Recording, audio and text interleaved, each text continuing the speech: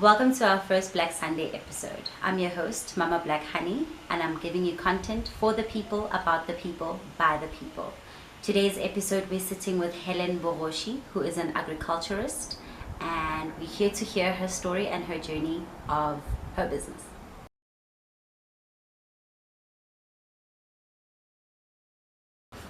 Hello, my name is Hellen Bogoshi. I'm from Siabuswa, Mpumalanga, South Africa. So my business is BaloMatu Agri-Services.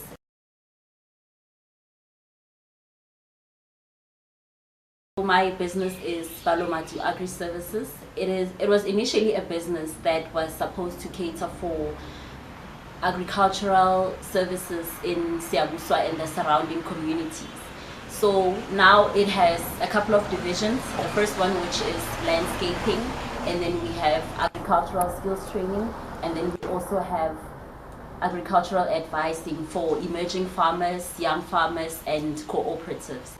So basically, currently we are doing landscaping. We are offering grass cutting, tree cutting, as well as lawn mowing services for the community, as well as gardening for the community and surrounding areas. So our main target markets are resorts, office park areas, schools, and so forth. And we also cater for households. So the business started operating mid-year 2019, where we were offering these services to resorts and water parks. And then so far we've been working with those areas, with schools, and we also supply ornamental plants, which is your gardening plants, more specifically succulents, which are plants that are able to live for long periods without water, which are mostly suitable for the environment. So the idea towards starting this business was, as mentioned, was mainly for catering for the local communities, because I've noticed that the community does not have a basis or a proper background when it comes to farming, but then the interest and the love is there from the people.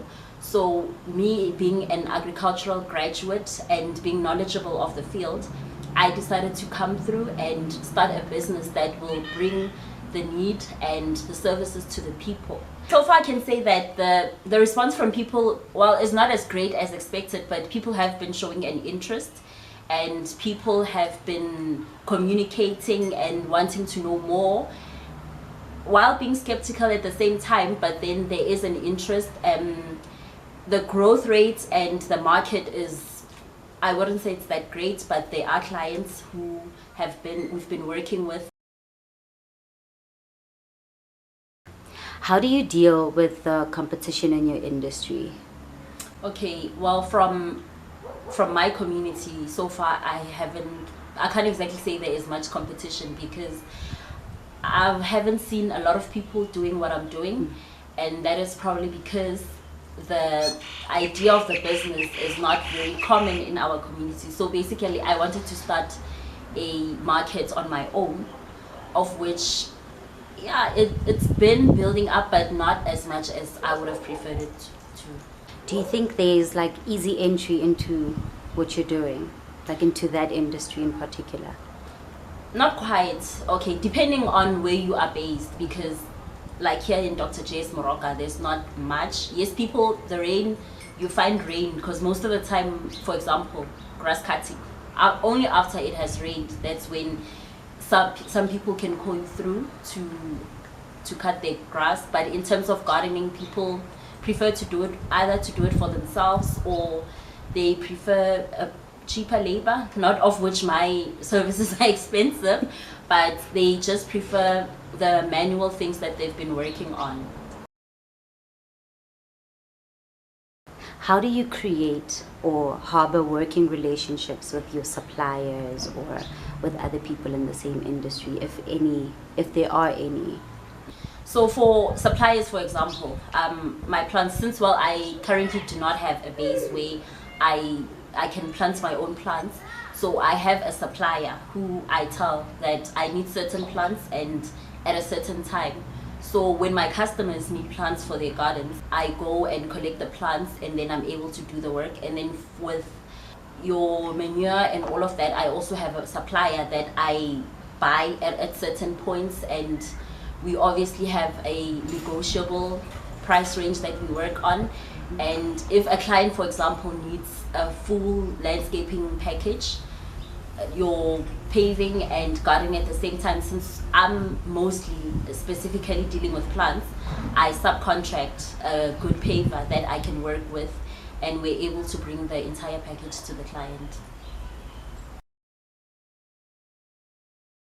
What are some of the challenges that come with being in this industry?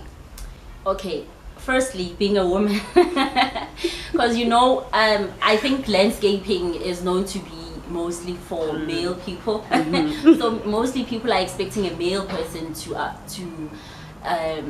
work with. So when they find a woman, they sometimes become a bit skeptical, thinking, does this woman know this job? So how I overcome it is by actually convincing them, not necessarily convincing them, but assuring them that I know the job, I know what I'm doing, and I'm actually passionate about it. So then they become convinced and comfortable from there. Where do you see your company in the next 10 years? Well, as I have stated in the beginning, that the main objective of the business was to cater agricultural advising services and helping emerging farmers in the community with their agricultural activities. So I'm currently accredited as an assessor, and I work as a freelance assessor. So the idea is to have a company that caters for agricultural skills training, that offers agricultural skills training for the community, where we are able to advise people as well as offer them on-set training. Have a farm that has classrooms, as well as gardens and your fields that people are able to train on. How essential do you think it is for Black women to be seen in your industry? Well, it's very essential because, as we know in the past, that women have not always been there at the forefront, taking charge and managing and owning businesses. So it's very imperative for women to be in business and to be in management and to be to be out there and to find the right exposure, because I believe that women can actually bring a lot to the table. How is your business doing so far? Not as good as I would want it to do, but there is definitely growth. I've seen growth in myself. It's been stressful, it's been emotional, but I've seen growth in myself. I've seen myself cracking out of my shell, if I can call it that, in as frustrating as it is, but then there's been a lot of growth. I've seen a lot of potential. I've been exposed to a whole lot of things. I developed a new perspective, and I'm able to deal with challenges ahead now, even better. Has COVID affected the way you conduct your business? Yes, it definitely has, but to a less extent, because the advantage of my business is that we're working from outside, so it's not that much contact. Like, for example, grass cutting, I can just have one worker working from 2 meters away and another worker working from 5 meters away, for example. So it's not that much of an impact, but then clients at times are afraid to call in for services because they just want to refrain, but it hasn't been that much impactful. What is a typical day like at BaloMatu Agri-Services? Okay, so since I'm the only managing director, the sole owner of the business, so it's a matter of, in the morning, okay, I do my personal normal routines, and then it's office work. I mostly work on the internet. I have a website that I need to update pictures that I've probably taken from previous work, checking client requests online, making sure that my books are in order, and also advertising. I constantly have to market my business. So whether it's social media, it's over the internet, engaging with people, seeing what people need, and seeing how I can actually offer those and cater for those needs. What is unique about your business? Okay, the uniqueness of my business is that I'm mostly catering for services that are suitable for the environment, hot, arid areas such as Siabuswa, because I noticed that most people, they love plants, but it's mostly plants that are not suitable for the environment. So what I've been doing, I've always been introducing succulents. So I would post, for example, on a Sunday, I would make it a succulent Sunday. So I post different types of succulent plants, different colors, different shapes, and actually advise people on the advantages and the benefits of those plants, and actually draw in an interest. So basically I'm mostly trying to cater for people who live in hot, arid areas, because they're afraid to do gardening because they're thinking we do not have water, this place is too hot. So I draw them into plants that are drought tolerant and have less low maintenance.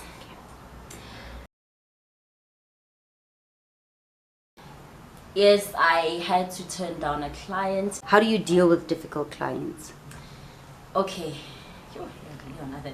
You can take your time. Oh, okay. Okay, so yes, dealing with difficult clients, it's one of the most challenging things that I come across, because you find people, they mock you in a way, they become a bit disrespectful. So I try to be as calm as possible, try not to be sarcastic. So, okay, cut that out. It's perfect.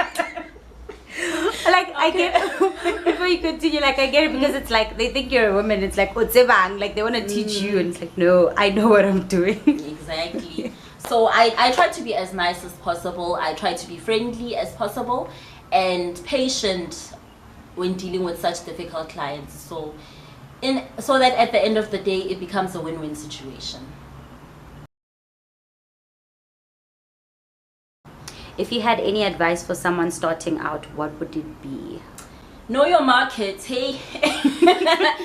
Know your market, know your clients, do your research, in all honesty, because honestly, when you think, okay, I have a business idea and I want to start my own market, and then you go into the industry and then you find, it's not quite as you have anticipated, the response is not as much as you have anticipated. So yeah, it's good to want to try something new, but it's always good to do your market, know your customers, and know that, okay, even if they're not responding as much, but try out other industries, branch out, and also ask for help.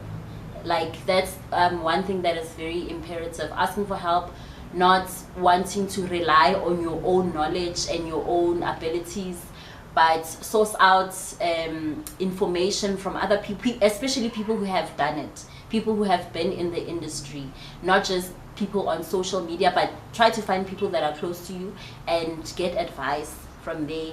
And yeah, it's something that's you're going to grow as a person, and the business will also flourish as well. Okay.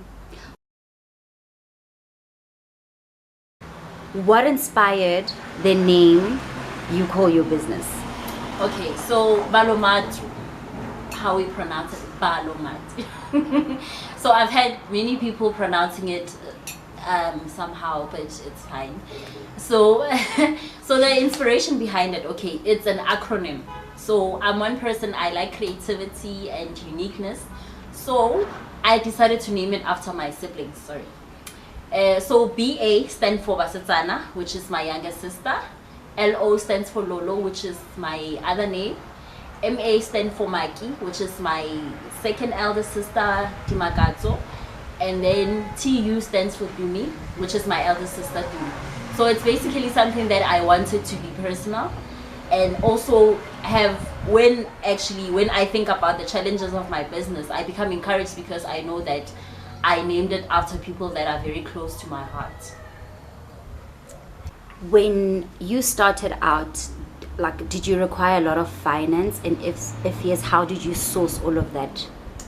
I actually got funded when I started my business. I got funded by NYDA, of which they funded me about 40K to buy my equipment, which is for grass cutting, lawn mowing, and your basic farming, not necessarily farming implements, but landscaping implements and gardening tools and all of that. Where can people find you? How can they contact you? Okay, so I have social media pages. On Instagram, I am BaloMatu _Agri-Services. On Facebook, I am BaloMatu Agri-Services, and I'm also on Google, BaloMatu Agri-Services, and I'm on WhatsApp on 076-838-4772, and my email address is info@balomatu.co.za.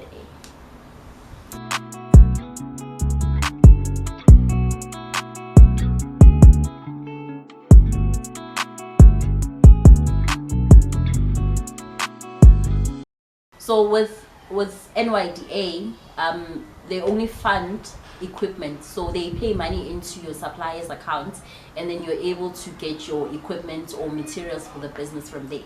So they don't give you cash, but then they have other sources of funding, which is, but then it's not a grant. Okay, if I can just explain this, NYDA is grant funding, so for young people under the age of 35, 18 to 35, young, no race, all races, all genders. So you don't have to pay the money back. So you get funded up to, from a minimum of 1,000 rands to a maximum of 100,000 rands, depending on the level of your business. So they have different thresholds that they will explain to you, and then from there you apply for funding. There are certain requirements and documents that you need to submit, and then, like I said, they pay the money into the account, and then you're able to go and get your equipment from your supplier. And then other sources of funding, there's business partners. You can check it out on the website. There's CEDA. There's quite a number of them. So you can actually get cash, but then it doesn't become grant funding. Now it becomes more of an investment, or a what do you call it, cash injection, that there's some sort of arrangement that you need to make in order to, I don't know, pay up or show that it's okay. I don't know how exactly it works, but yes, you can actually check on those sites. And then there are a lot of opportunities, like, for funding, especially for young black people. Young black female people, males also included, of course, but especially for young black females. There's a lot of funding opportunities, no matter the type of business that you're in. Oh, there's also She Trades. She Trades? Yes, She Trades. It's a trading type of platform across the world, across the globe. Mostly, I think it's because it's been launched currently, like it was recently launched in South Africa, where you're able to trade with other countries, whatever business, whatever product or service that you are offering. It's for women. Okay. Yes, they have a website, so you can actually sign up for the website and then take it from there.